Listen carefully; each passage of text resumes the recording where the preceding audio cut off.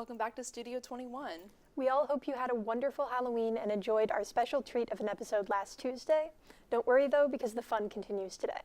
We have our usual gossip and film reviews for you, plus our very first musical guest of the 2025 fall semester, Matheus. We are super excited to have live music back in Studio 21, so sit back, relax, and enjoy the show.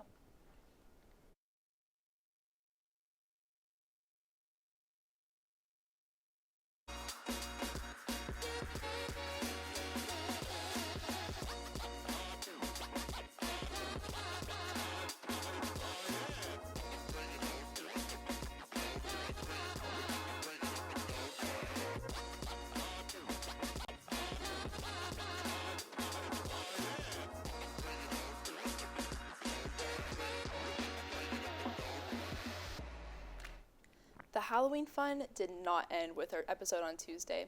It's no surprise that last weekend was absolutely wild. Halloween weekend is, and will probably forever be, an infamous time of year. Perhaps no one enjoyed Halloween more than everyone's favorite pop princess, Sabrina Carpenter. The fourth out of her 5 shows at Madison Square Garden was on Halloween, and everyone knew she would show up and show out. Especially since last year she had a Halloween show as well, in which she dressed up as a Playboy bunny, Sandy from Grease, and Tinkerbell. This year's show was even better, if I dare say. Sabrina welcomed NYC with a Wonder Woman costume to start the show. The costume was in her normal bodysuit style, and she also had a mini cape, a headpiece, and wrist cuffs. Sabrina has certainly had a wonderful year, so this costume really should have come as no surprise. Who better to dress as Wonder Woman than the woman who has been consistently on the top of the charts, practically running pop culture and living rent-free in everyone's minds. Her espresso and was so true. Sabrina kept the Wonder Woman costume on while she and the crowd sang their hearts out to some iconic bops like Taste and Manchild before she resurfaced in her next outfit, a Barbie movie-inspired look. I'm sure all of our listeners remember Margot Robbie's cowgirl Barbie look, the matching pink vest, bell-bottoms, and of course, a cowboy hat. Sabrina looked incredible in a very similar look and sang 10 songs in this look, including her hits Feather and Nonsense, as well as an amazing cover of Barbie Girl by Aqua. She really knows how to put on a show. I'm sure life must feel fantastic to look super beautiful in a Barbie outfit, sing a Barbie song, and have 20,000 fans screaming praise at you. Oh, I don't know, Anna. Would it? Yes, it definitely would. I would say I'm not jealous, but that would be a massive lie. When's it my turn to play MSG? What kind of talents do you have that would enable you to perform there? So obviously, I'm a great dancer, singer, actor, basketball player, sword swallower, literally anything. Well, maybe you could start by performing on Studio 21, then we can see about MSG. Back to the real star of the show, Sabrina's last outfit change of the night was Fred Flintstone. Fans eagerly waiting for her Juno arresting position, knowing this would be one to remember, and by golly, it sure was. Sabrina arrested someone in a Scream costume. At first, the mask completely prohibited anyone from knowing who that person was, but it was taken off to reveal that it was Drew Barrymore. What a dream. I want to arrest Drew Barrymore. Okay, Carmen. Then her Juno position, Sabrina pulled out a bone and threw it to the crowd. What a great play on words there. Overall, it was a great night for the pop and Halloween-loving communities. Sabrina Carpenter, the bridge between two worlds. Speaking of bridges, let's cross over to the dark side of Halloween, because when it comes to transformations, one woman reigns supreme. You must be talking about the Halloween queen herself, Heidi Klum. Exactly. Every year, she manages to outdo herself. I mean, at this point, her Halloween parties are practically national holidays in Hollywood. For over 2 decades, Heidi has hosted these insane star-studded bashes, and her costumes are always the main event. She's not just wearing a costume, she becomes it. Right? Like, who else could transform into an 8-foot-tall worm one year, and then a hyper-realistic alien the next, and make both look weirdly glamorous? My personal favorite was 2023 when she showed up as a giant peacock. And get this, her feathers were real people, like a full team of dancers spreading out behind her in a moving fan of color. It was dramatic and totally genius. Yeah, she's also always pushing boundaries with special effects and full body transformations. It's like a Hollywood production every time.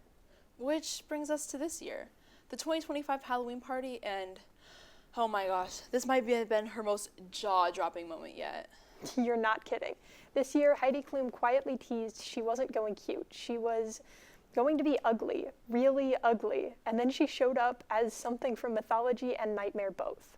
She arrived as Medusa. Green scales covered her face and neck. Animated snake hair whipped around her head. Bangs. A full serpentine tail trailing behind her. This was more FX than fashion. The preparation was off the charts. She worked with special effect artist Mike Marino and a full team of about 15 people months in the making. One article says 9 hours in makeup alone. And she made no apologies for going grotesque in the best way. She told interviewers she wanted to be like a really ugly, ugly Medusa. And then she pointed to those fangs and smiled. Meanwhile, her husband, Tom Clowitz, leaned into the myth, turning up as the man frozen to stone by her gaze. The pair's entrance, pure horror movie red carpet meets ancient Greek legend.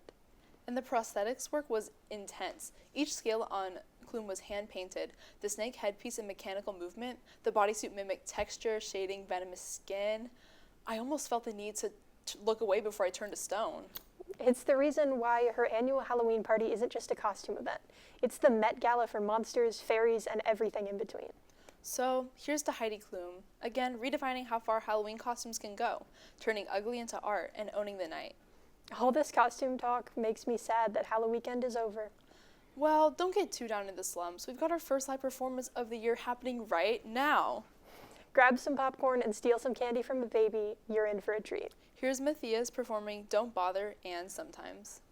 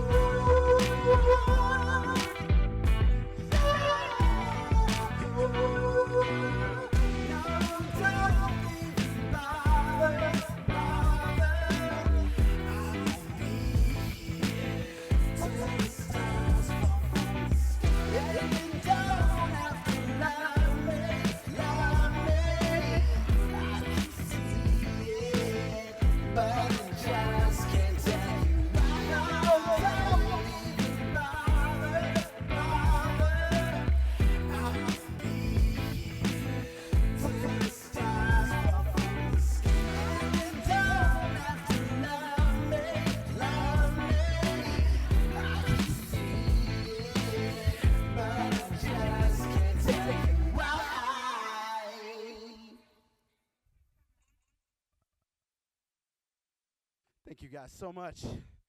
Appreciate you, Tiger TV, for having me. I'm going to play another song for you guys. I hope you enjoyed that. That one is called Don't Bother. You can stream that song everywhere. Give me a second to change some effects here.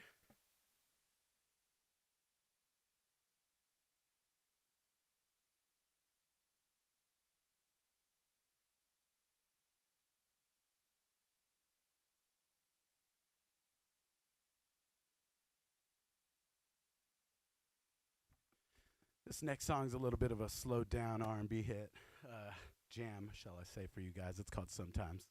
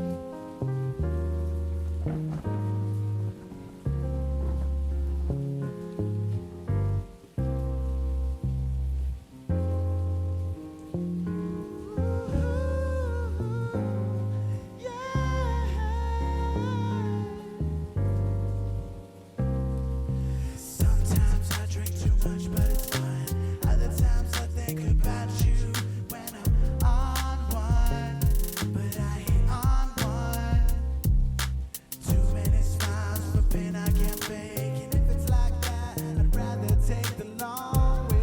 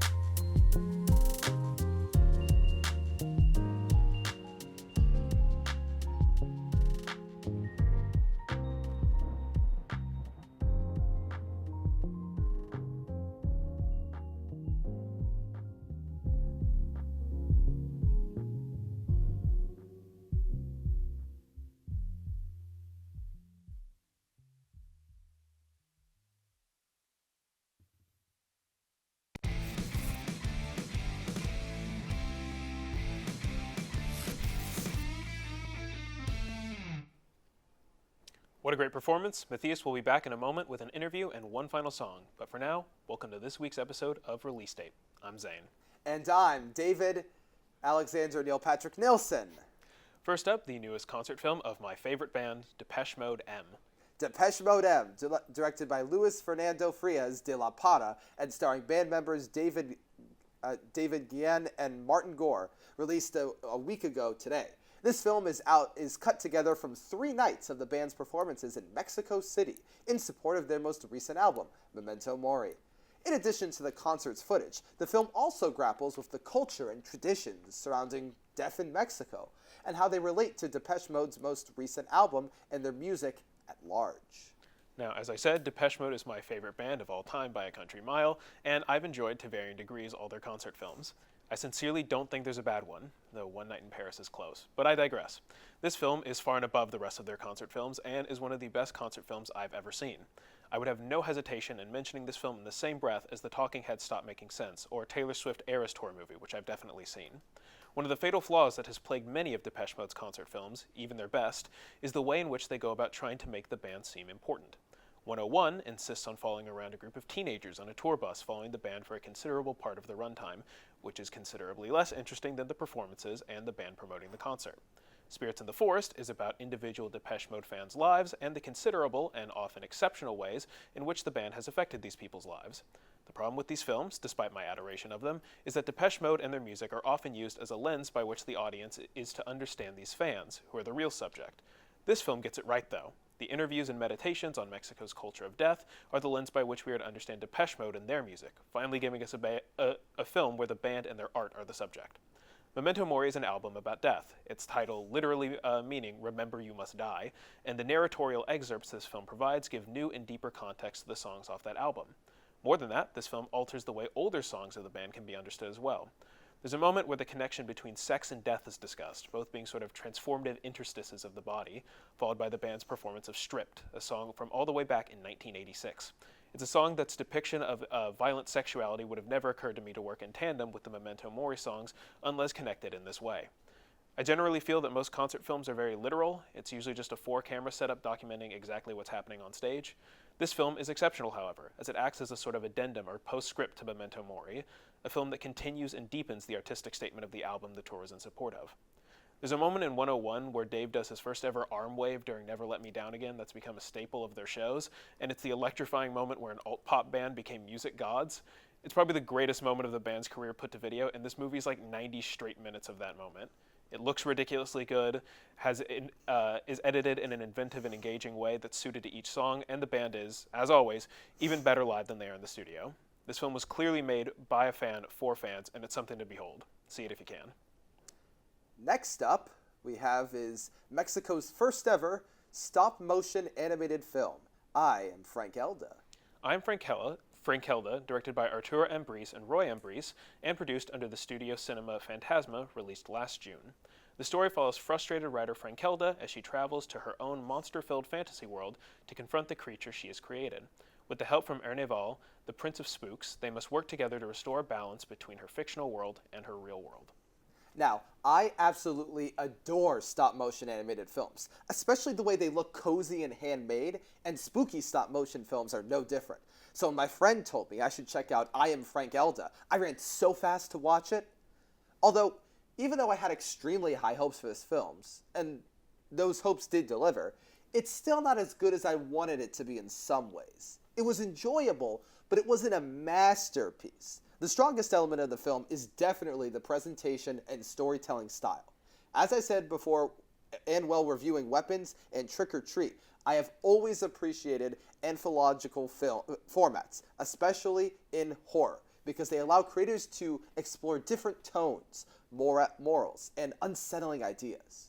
Each universe and monster the characters encounter feels like a spooky bedtime story that got left in the dusty attic. It's a very fun and refreshing approach for a movie, as animated films are not often shot in the anthology style format. Additionally, the visual style and production design are super impressive. The stop-motion animation gives everything this eerie, handcrafted feel that captures a perfect storybook meets nightmare aesthetic. The sets and character designs all create a nostalgic, gothic, like fairy tale atmosphere that reminded me of when I watched films like Coraline for the first time. It's been a while since I've felt that way. It also had the same kind of charm as old Hollywood specials, or those bizarre shows we all watched as kids that maybe we shouldn't have. The show is campy in the right way, and it leans into that identity nicely. I also have to praise the characters and their extremely bold and captivating personalities. The highlight, of course, the protagonist, Frank Elda, as she is such a fun, dramatic, and morally gray protagonist. And I also really liked how expressive her voice acting was throughout the film. The supporting cast was also quite convincing and entertaining, as there was at least a couple of creatures that stood out. Now, while I do appreciate the creative risks the film takes, I do have a couple issues with it. For one, the movie pacing is way too fast. Even though the film is almost 2 hours long, I felt like it went from plot point to plot point too quickly. I would not add more to the runtime, but I would prefer that it focused on certain characters and plot points rather than multiple at once. Also, while the film is definitely creepy, it does have some unique twists and turns. The overall plot and story overall is so cliche. I don't mind that part that much, as it's a simple and compelling story that really has its own distinctive charm, and I do like that. Overall, while I Am Frank Elda has some flaws, it is still a delightfully watch and a very fun watch. It embodies the spirit of creepy bedtime folktales with strong visuals, fun structure, and theatrical flair. It's visually stunning and quite an accomplishment for Mexican animation, as it is the first ever stop-motion film filmed in Mexico. So it is currently streaming on HBO Max, so go check it out when you can. Thanks for listening to us Release Date Ramblers. Up next is a great Galaxical vlog I filmed at this year's SpaceCon. So if you want to tune out for the next 5 minutes, that's perfectly okay with me, but come back quickly because right after we have our interview with Matheus. Hi everyone, it's Zane. We're at SpaceCon here in San Antonio on October the 25th. It's a Saturday, and today we're going to be bumming around looking at all the cool booths and what they have to offer.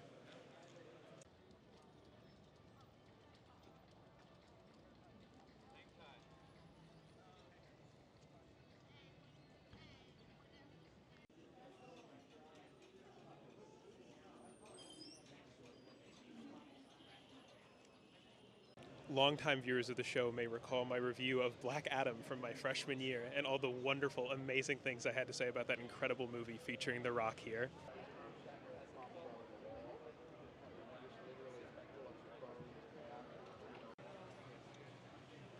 Win big.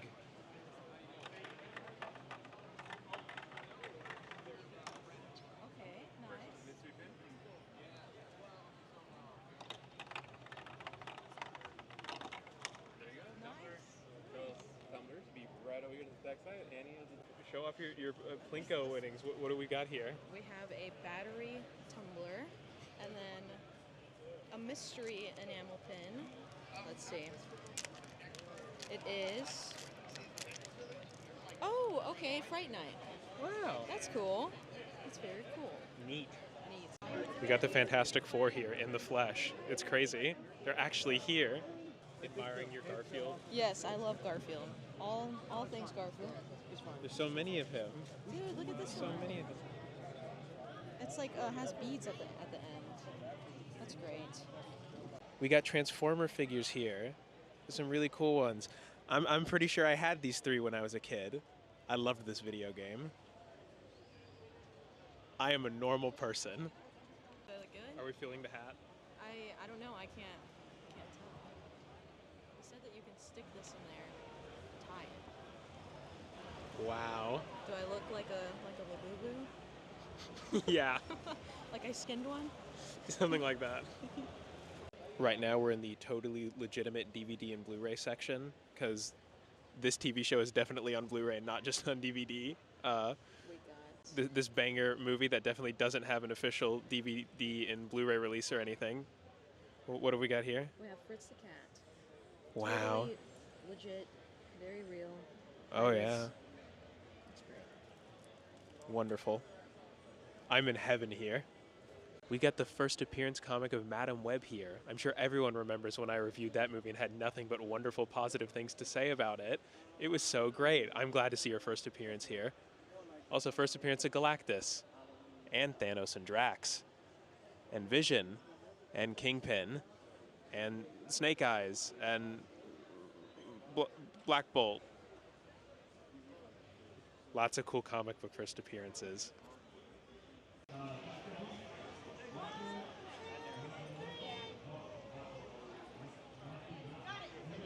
We're really rocking with the game of chances today. What are we gonna get? Drum roll. You good? Hopefully something good.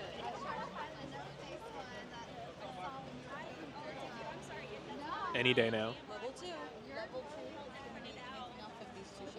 Really? Anything else? These two. So here and up. Ooh, okay. It's my prize. The spin the wheel haul. Yes, I won this beautiful iridescent octopus. I wanted to choose the biggest thing they had, so. Get the most bang for your buck, right? Yeah, of course. This is worth $5, so I'm happy. Absolutely agreed. With that thing.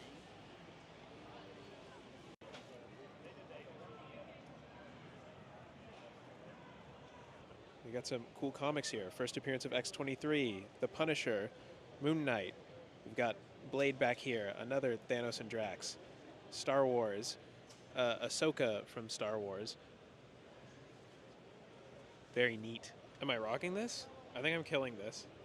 I think I look really, really good with these on.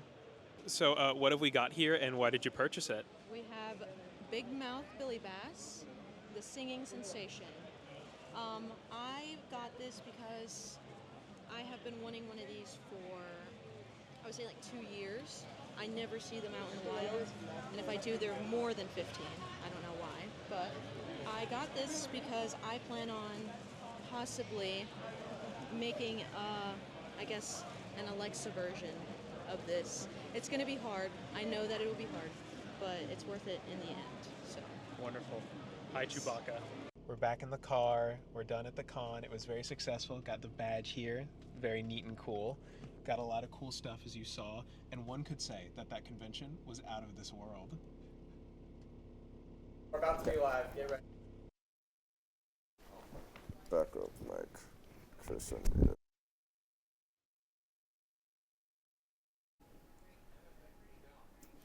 Hello. Hello. Welcome back. Hi, Matheus. Thank you for being with us today. We really appreciate it. We're so glad you're performing here on Studio 21 today, and thank you for taking the time to sit down with me. We've got a few questions to ask you, so to take a couple minutes of your time, if that's okay. Absolutely. Thank you for having me. All right, let's get it started off. So you've described yourself before as an alternative soul/R&B musician. How did you discover that that specific type of music was for you, and that's the what type of music you wanted to make? Absolutely. Growing up, I always loved soul music. I grew up loving, the sounds of Motown and things of that nature, and it kind of was always like in my wheelhouse of music. Through the years, I kind of, got influenced by other sounds too. I loved rock and roll music too, and did all sorts of stuff. Started a rock band and, played with them for many, many years. And I guess eventually it got to a point where like I decided that I wanted to make, some solo music, kind of branch off from like the band thing that I'd been doing for a while. And again, go back to my roots of loving that soulful R&B style of music, and kind of just things got put together and I was able to create some really cool songs, and I started working with some awesome producers who had an equally shared vision of that sound, and then of course, after that, the rest is history. Just where your roots were. Yeah. Nice. Now, for those who haven't heard your music before, is there a specific song they should start with? Oh yeah, for sure. For Matheus, I would say check out, I do have a really awesome music video for my song Don't Bother. It's on YouTube. You can see that. We put a lot of work into that. It's like a futuristic sci-fi vibe. But of course, all of my music is streaming everywhere. Don't Bother is a great song to start with, but you should bother. Let me say that. Yeah, that's true. I watched your music video too. It felt like I was watching an HBO Max series. Man, that's so cool. Thank you. It was really cool. We put a lot of work into that one. Oh yeah, and you could definitely tell Studio 21. Okay. Now, you're also in a musical group, Terra Firma. how does being in a band compare to being a solo artist? Great question.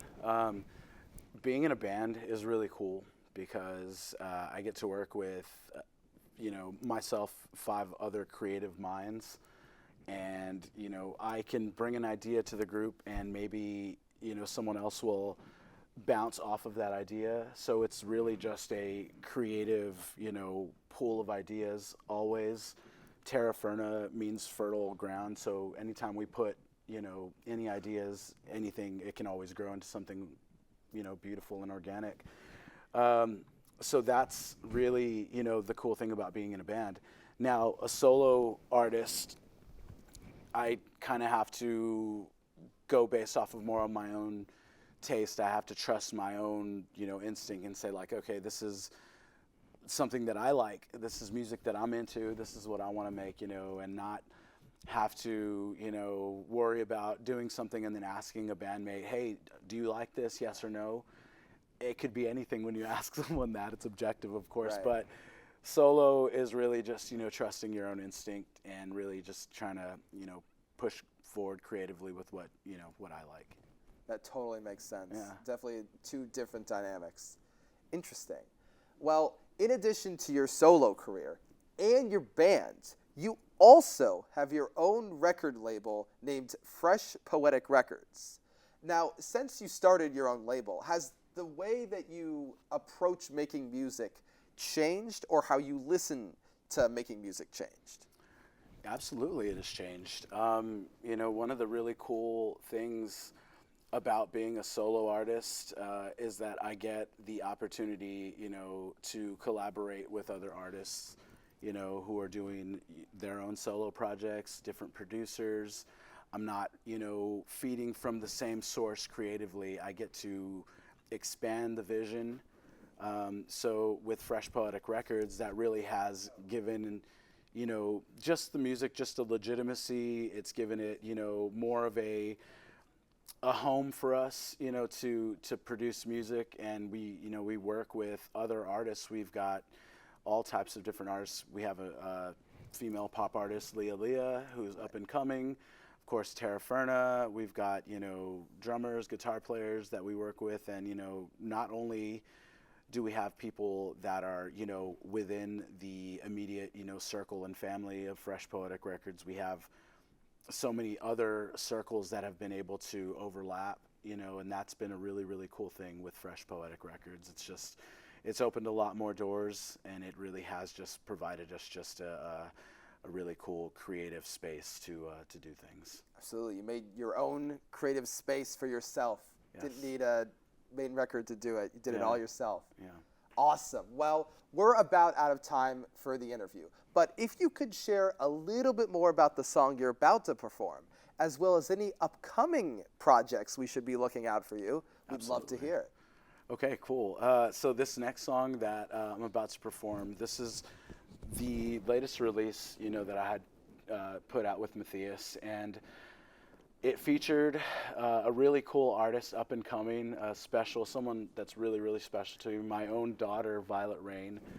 She's 7 years old, but she actually sang the hook with me on this song. She's, a little musician herself. She sings and plays drums.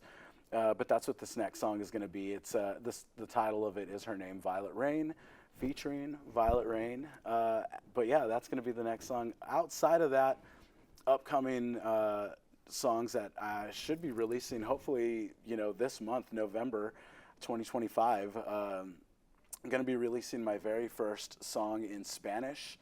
I worked with a really cool artist named Hugo the Maker, and we collaborated, wrote a really, really cool dance, type song that is going to make sure to get you moving, and at the same time you're going to listen to the lyrics and they're going to make you cry because it's beautiful, but it's like one of those songs where like you're crying and dancing on the and those are the best songs. Absolutely. The duality of emotions. Yes. Well, thank you so much for being here with us today, Matheus. Thank you. We really appreciate it. And you're going to be performing that special song right after Friendly Competition. See you soon.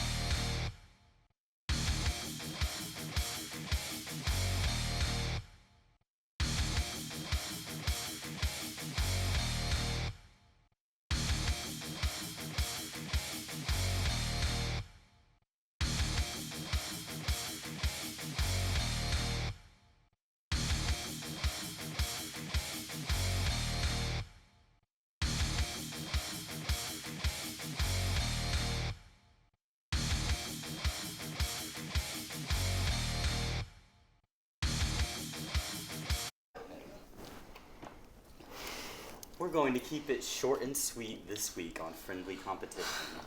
Just one question worth 2 points. As a reminder, Gossip Guru is in the lead with 10 points, Release Date trailing with 8.5. Today's performance could be what changes that game. That being said, the first and only question today is... It doesn't even work. I literally just... Guys. It doesn't work. Oh, it does. Okay. Yes, it works. David, if you could please I just wanted to make sure it I worked. think he has follow to the rules answer of the now. game. No, don't. A little No, preemptive, huh? I don't know what the rules of the game are. The first and only question of today is, who was the first American Idol winner? Huh? American Idol? What? Carmen. This is a really wild, really like just.